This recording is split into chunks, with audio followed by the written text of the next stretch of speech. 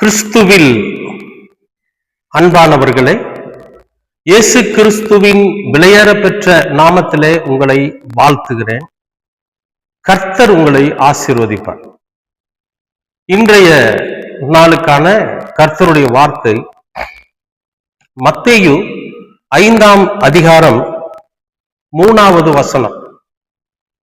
ஆவியில் எளிமையுள்ளவர்கள் பாக்கியவான்கள், பரலோக ராஜ்யம் அவர்களுடையது. ஆவியில எளிமையா இருக்கிறவங்க பாக்கியவான்கள், பரலோக ராஜ்யம் அவர்களுடையது. ஆவியில எளிமையா இருக்கிறதுக்கும் பரலோக ராஜ்யத்துக்கும் இணைக்கிறார். எளிமையா வாழ நீங்க ஆரம்பிச்சிட்டீங்கன்னாவே பரலோகத்திற்கு பாத்திரவான்களாக நாம மாறிட முடியும் அப்படின்னு சொல்லி ஆண்டவர் சொல்றார். அப்ப எளிமையா எப்படி வாழ்றது அப்படின்னா, இந்த உலகத்துல இயேசு கிறிஸ்து வாழ்ந்து காட்டினாரா அப்படின்னா, அவர் எப்படி எளிமையா வாழணும் அப்படிங்கிறத நமக்கு வாழ்ந்து காண்பித்துட்டு போயிருக்காரு. முதல்ல ஒண்ணு புரிஞ்சுக்குங்க, அவர் தேவாதி தேவனுடைய வார்த்தையானவர், ராஜாதி ராஜா. இந்த உலகம் உண்டாவதற்கு முன்பிருந்து இருக்கிறவர். அவர் சொன்னா ஆகும், அவர் கட்டளையிட்டா நிற்கும். அவர் ஒரு விஷயத்தை சொன்னார்னா அது நடக்கும். அதிகமான அற்புதங்களையும் அதிசயங்களையும் அடையாளங்களையும் செஞ்சவர், இந்த உலகத்தையே உருவாக்கினவர். அவரு நமக்காக அடிமையின் ரூபம் எடுத்து மனித சாயலானார். தான் தேவனுக்கு சமமாய் இருப்பதை கொள்ளையாடின பொருளாக எண்ணாமல் அடிமையின் ரூபம் எடுத்து மனித சாயலானார் அப்படின்னு சொல்லி இம்மானுவேலர் நமக்கு சொல்றார். எதுக்காக அவர் அப்படி வாழ்ந்தார் அப்படின்னா, இந்த மனிதர்கள் ரொம்ப டாம்பீகமா, ரொம்ப பெரிய தன்னைத்தான் பெரிய ஆளுகளா காட்டிட்டு வாழ்ந்துட்டு இருக்கிறாங்க. அந்த வாழ்க்கை நிரந்தரமானது இல்லை, அது பரலோகத்துக்கு உண்டான வாழ்க்கையும் கிடையாது. இந்த உலகத்துல எளிமையா வாழணும். தன்னிடத்துல எவ்வளவு ஐஸ்வர்யம் இருந்தாலும் சரி, எதை வச்சு நாம வாழ முடியும், எவ்வளவு சாப்பிட முடியும். 5 பெட்ரூம் இருக்கக்கூடிய பெரிய பங்களா நமக்குள்ள இருந்தாலும் எத்தனை பெட்ரூம்ல நம்ம படுக்க முடியும்? எருசலேம் தேவாலயத்தை விட மிகப்பெரிய ஒரு கட்டடத்தை கட்டினா, லெபனோனின் வனம்னு சொல்லி சாலமோன். ஆனா அவன் எத்தனை போய் படுக்கையில படுத்தான்? ஒரே படுக்கையில தான் படுக்க முடிஞ்சது. அந்த அந்த மாளிகை முழுசுமாவும் படுத்துக்கிட்டு இருந்தான் இல்ல. அப்ப அவ்வளவு பெரிய ஒரு ஆடம்பரம் தேவையில்லை. இப்ப சாலமோன் மாதிரி துணி போட்டவங்க யாரும் இல்லை இந்த உலகத்துல. அப்படி அதுக்கு முன்னால ஒருத்தர் இருந்ததும் இல்லை, இனி இருக்க போறதும் இல்லைங்கிறது. அவன் ராஜா, சாதாரண ராஜாவா இருந்தவனே அவ்வளவு டாம்பீகம் பண்ணி இருக்கிறான். ஆனா அவன் பரலோகத்துக்கு போனானா இல்லையாங்கிறது தெரியாது. இந்த இயேசு கிறிஸ்து இந்த பூமியில ரொம்ப எளிமையா வாழ்ந்து காட்டினார். அவரை குறித்து ஒரு தீர்க்க தரிசன உரை உண்டு. எரேமியாவுல 14ஆம் அதிகாரத்துல 8வது 9வது வசனம் வாசிக்கிறோம் பாருங்க. இஸ்ரவேலின் நம்பிக்கையை, இஸ்ரவேலரை மீட்க வந்ததற்கு இஸ்ரவேலர் நம்பிக்கொண்டிருந்த அந்த நம்பிக்கை, இஸ்ரவேலின் நம்பிக்கையே ஆபத்து காலத்தின் அதன் ரட்சகரை இயேசு கிறிஸ்துவ சொல்றார். நீர் தேசத்தில் பரதேசியை போலவும் தங்க இறங்குகிற வழிபோக்கனை போலவும் இருப்பானே. ராத்திரியில தங்குறது கூட இடம் இல்லாதவ மாதிரி இப்படி அலையறீங்களே. இயேசு கிறிஸ்து சொல்லியிருப்பார், பறவைகளுக்கு கூடுகள் உண்டு, முயல்களுக்கு குழி எல்லாம் உண்டு, ஆனா மனுஷகுமாரனுக்கும் தலை சாய்க்க இடம் இல்லைன்னு. எவ்வளவு இந்த உலகத்தையும் உண்டாக்குனவருங்க. அவரை சொல்றார், ராத்தங்க இறங்குகிற வழிபோக்கனை போல் இருப்பானேன். நீ விடாய்த்து போன புருஷனை போலவும் ரட்சிக்க மாட்டாத பராக்கிரமசாலியும் போலவும் இருப்பானேன். உங்களை பார்த்தா எங்களை ரட்சிக்க வந்தவர் மாதிரியே தெரியலையே, இவ்வளவு இதா இருக்கிறீங்களே, இவ்வளவு எளிமையா இருக்கிறீங்களே, இவ்வளவு ஏழையா இருக்கிறீங்களே அப்படிங்கிறாங்க.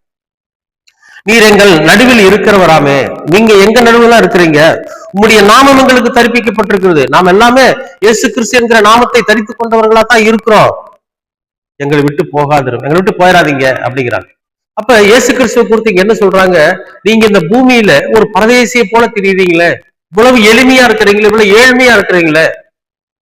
அவரு தன்னோட உடையவோ, தன்னுடைய அலங்காரத்தையோ, தன்னுடைய டாம்பிகத்தையோ அவர் விரும்பல. சாலமோன் எல்லாத்தையும் விரும்பினான், ஆனா இவர் விரும்பல. இவர் எதை விரும்புறாரு தெரியுமா? உங்களையும் என்னையும் தான் விரும்புறார். நீங்களும் நானும் ரட்சிக்கப்படணும்னு விரும்புறார். தன்னை அலங்கரித்துக் கொள்ள அவர் விரும்பல, நம்மை மனவாட்டிகளாய் அலங்கரிப்பதற்காக அவர் விரும்புறார். அவரை பார்த்து நம்ம கத்துக்கணுங்கிறார். எவ்வளவு சொத்து பத்துக்கள் இருந்தாலும், எவ்வளவு பெரிய நம்ம பெரிய பணக்காரனா கோடீஸ்வரனா இருந்தாலுமே நம்முடைய ஒரே ஒரு துணி தான் போட முடியும். ஒரு நாளைக்கு 3 வேளை தான் சாப்பிட முடியும். வயிறு நிறைய வரைக்கும் தான் சாப்பிட முடியும். நீங்க என்னதான் பதார்த்தங்களை சாப்பிட்டாலும் சரி, வயிறு நிறைய வரைக்கும் தான் சாப்பிட முடியும். ராத்திரியில தூக்கம் வந்தா ஒரே ஒரு படுக்கையில தான் படுத்து தூங்க முடியும். இதுல கொஞ்ச நேரம், அதுல கொஞ்ச நேரம், நான் பெரிய பணக்காரன், நான் பெரிய கோடீஸ்வரன் அப்படின்னு சொல்லி அந்தரத்துல தூங்க முடியாது. அன்பானவர்களே, இது எல்லாமே மனுஷன் எவ்வளவு சம்பாதிச்சாலும் சரி, அவன் எளிமையா இருக்க கத்துக்கணுங்கிறார். இப்ப நம்ம இந்த எளிமையா இருக்கிறப்ப நமக்கு பேராசை வராது. எளிமையா இருக்கிறப்ப நம்ம இடத்துல பாவம் வராது. எளிமையா இருக்கிறப்ப மற்றவர்கள் மீது நமக்கு வெறித்தனம் வராது. எளிமையா இருக்கிறப்ப மற்றவர்கள் நல்லா இருக்கும்னு நினைக்க சொல்லும்.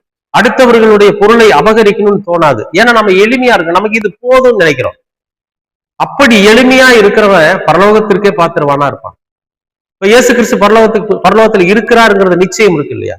சாலமோன் ஞானி பரலோகத்துல இருக்கிறான்றது சொல்ல முடியுமா? அன்பானவர்களே, அதனாலதான் இயேசு கிறிஸ்து அந்த அறிவுரையை இன்றைக்கு நமக்கு சொல்றாரு.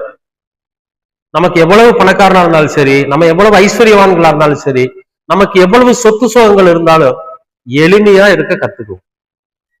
நம்முடைய துணிமணி போடுறதுலையும் சரி, உணவு வகைகளையும் சரி, பழக்க வழக்கத்திலையும் சரி, நாம ரொம்ப எளிமையா இருப்போம். நம்முடைய கிரியைகள் இருக்கு பாத்தீங்களா, அதுல ஐஸ்வர்யத்தை காட்டும்.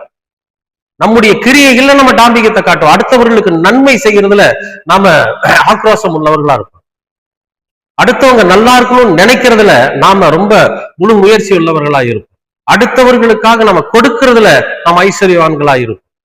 நான் தான் பெரிய ஆள்னு காட்டிக்காம, இயேசு கிறிஸ்து எப்படி அடிமையின் ரூபம் எடுத்து மனித சாயல் ஆனாரோ அதுபோல நாமும் மற்றவர்கள் மீது அன்பு செலுத்துவதில இயேசு கிறிஸ்துவையே வெளிப்படுத்துறவர்களா இருக்கிறப்போ பரலோக ராஜ்யம் நம்முடையதாயிரும். அதைத்தான் சொல்றாரு, நீங்க எளிமையா இருங்க, பரலோக ராஜ்யம் உங்களுடையதுங்க. அன்பானவர்களே, நாம் இன்றைக்கு பரலோக ராஜ்யத்தை சுதந்திரிக்க வேண்டும் என்று சொன்னால் எவ்வளவு பெரிய வசதி உள்ளவர்களா இருந்தாலும் சரி, எளிமையாக இருக்க கற்றுக்கொள்வோம்.